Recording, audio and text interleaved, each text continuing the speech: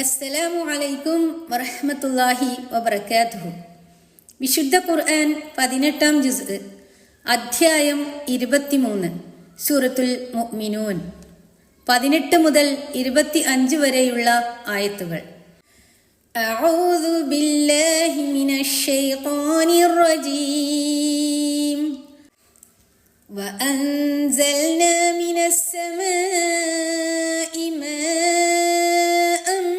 بقدر فأسكناه في الأرض وإنا على ذهاب به لقادرون.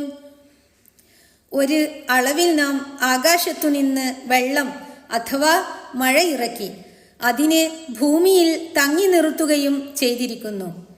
നിശ്ചയമായും അത് കൊണ്ടുപോകുവാൻ അഥവാ വറ്റിച്ചു കളയുവാൻ നാം കഴിവുള്ളവരുമാകുന്നു.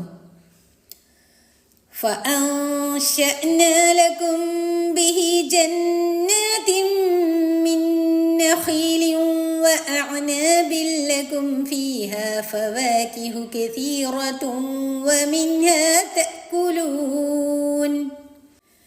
അങ്ങനെ അതുകൊണ്ട് നാം നിങ്ങൾക്ക് ഈത്തപ്പനയുടെയും മുന്തിരികളുടെയും തോട്ടങ്ങൾ ഉത്ഭവിപ്പിച്ചു തന്നു. അവയിൽ നിങ്ങൾക്ക് ധാരാളം കായ്കനികളുണ്ട്. അവയിൽ നിന്ന് നിങ്ങൾ തിന്നുകൊണ്ടിരിക്കുകയും ചെയ്യുന്നു. വശജറതൻ തഖ്റുജു മിൻ തൂരി സൈനാഅ തൻബുതു ബിദ്ദുഹ്നി വസ്ബിഗിൽ ലിൽ ആകിലീൻ. സീനാ പർവ്വതത്തിൽ നിന്ന് ഉണ്ടാകുന്ന ഒരു വൃക്ഷവും അത് എണ്ണയും തിന്നുന്നവർക്ക് കറിയുമായി ഉൽപ്പാദിപ്പിക്കുന്നു. ഒലീവ് അഥവാ സെയ്ത്തൂൻ മരമാണ് ഈ വൃക്ഷം കൊണ്ടുദ്ദേശം. അതിൻ്റെ പ്രധാന വിളവ് സ്ഥലം സീനാ പ്രദേശമാകുന്നു. സെയ്ത്തെണ്ണ എന്ന പേരിൽ അറിയപ്പെടുന്ന ഒലീവെണ്ണ നമ്മുടെ നാട്ടിൽ വെളിച്ചെണ്ണ അഥവാ തേങ്ങാ എണ്ണയെപ്പോലെ ആ നാട്ടുകാർ വിവിധ ആവശ്യങ്ങളിൽ ഉപയോഗപ്പെടുത്തുന്നു. മരുന്നായും ലേപനമായും ഭക്ഷണത്തിന് കറിയായും വിളക്കെണ്ണയായും അത് ഉപയോഗിക്കുന്നു.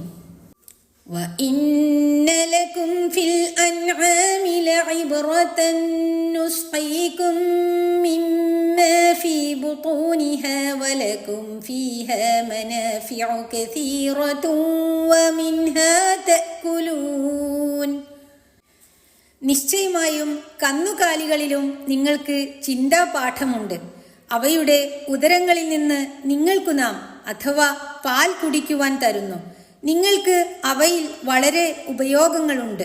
നിങ്ങൾ അവയിൽ നിന്ന് തിന്നുകയും ചെയ്യുന്നു. വഅലൈഹാ വഅലൽ ഫുൽകി തുഹ്മലൂൻ. അവയുടെ മേലും കപ്പലുകളിലുമായി നിങ്ങൾ അഥവാ യാത്രയിൽ വഹിക്കപ്പെടുകയും ചെയ്യുന്നു. അള്ളാഹുവിൻ്റെ ശക്തി മഹാത്മ്യങ്ങൾ, ഈ ലോക വ്യവസ്ഥയിലടങ്ങിയ യുക്തിരഹസ്യങ്ങൾ, പരലോക ജീവിതം ആദിയായവയ്ക്കുള്ള തെളിവുകൾ 3 മാർഗങ്ങളിൽ കൂടി മനുഷ്യനെ വലയം ചെയ്തുകൊണ്ടിരിക്കുന്നത് കാണാം. മനുഷ്യന്റെ ആദ്യന്ത്യമുള്ള അസ്തിത്വത്തിന്റെ ചരിത്രം അഥവാ ശരീരലോകം ആലമുൽ അംഫുസ് തന്നെ അതിന് തെളിവാകുന്നു. അവന് പുറമേയുള്ള മറ്റെല്ലാ വസ്തുക്കളും അടങ്ങുന്ന ബഹിർലോകവും ആലമുൽ ഇഫാഖ് ആ സത്യങ്ങളുടെ സാക്ഷികളത്രേ. ബഹിർലോക സാക്ഷ്യങ്ങളിൽ പ്രപഞ്ച വസ്തുക്കളുടെയും അവയിലടങ്ങിയ പ്രകൃതിയുടെയും ലക്ഷ്യങ്ങളാകുന്ന പ്രാപഞ്ചിക ദൃഷ്ടാന്തങ്ങളാണ് അൽ ആയാത്തുൽ കൗനിയ മറ്റൊന്ന്. ഇതാണ് രണ്ടാമത്തേത്.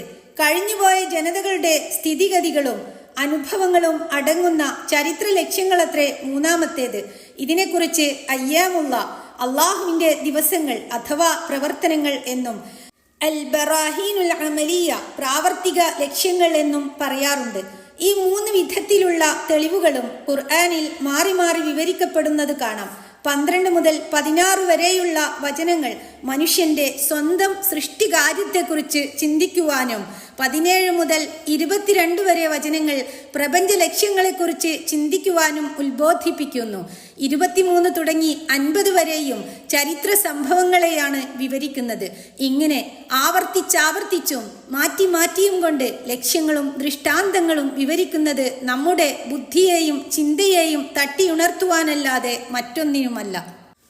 വലഖദ് അർസൽനാ നൂഹൻ ഇലാ ഖൗമിഹി ഫഖാല യാ ഖൗമി അബ്ദുല്ലാഹ മാ ലകും മിൻ ഇലാഹിൻ ഗൈറുഹു അഫലാ തത്തഖൂൻ.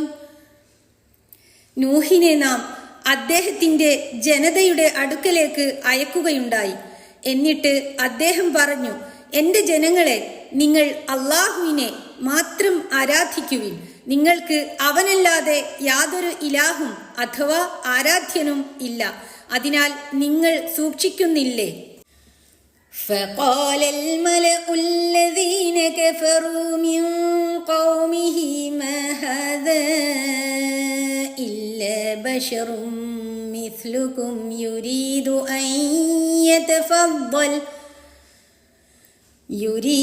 أن يتفضل عليكم ولو شاء الله لأنزل ملائكة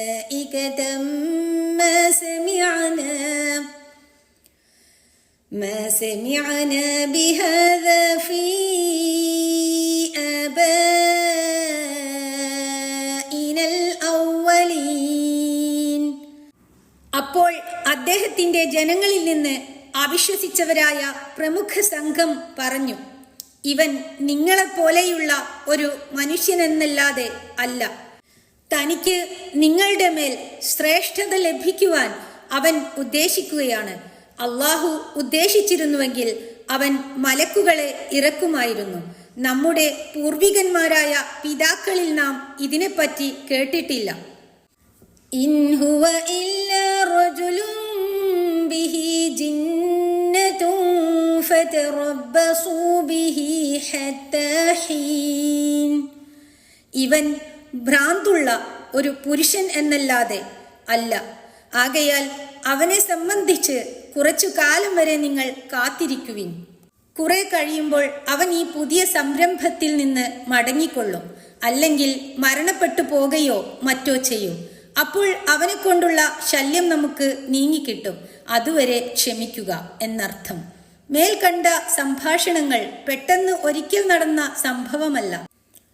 950 കൊല്ലത്തോളം നൂഹ് നബി അലൈഹിസലാം അദ്ദേഹത്തിന്റെ ജനതയെ സത്യദീനിലേക്ക് അഥവാ തൗഹീദിലേക്ക് ക്ഷണിച്ചുകൊണ്ടിരുന്നിട്ട് അവരിൽ നിന്നുണ്ടായ മറുപടിയുടെ രത്നചുരുക്കമാണത്. അങ്ങനെ അവരിൽ നിന്ന് യാതൊരു നന്മയും പ്രതീക്ഷിക്കുവാനില്ലെന്ന് അദ്ദേഹത്തിന് ബോധ്യമായി.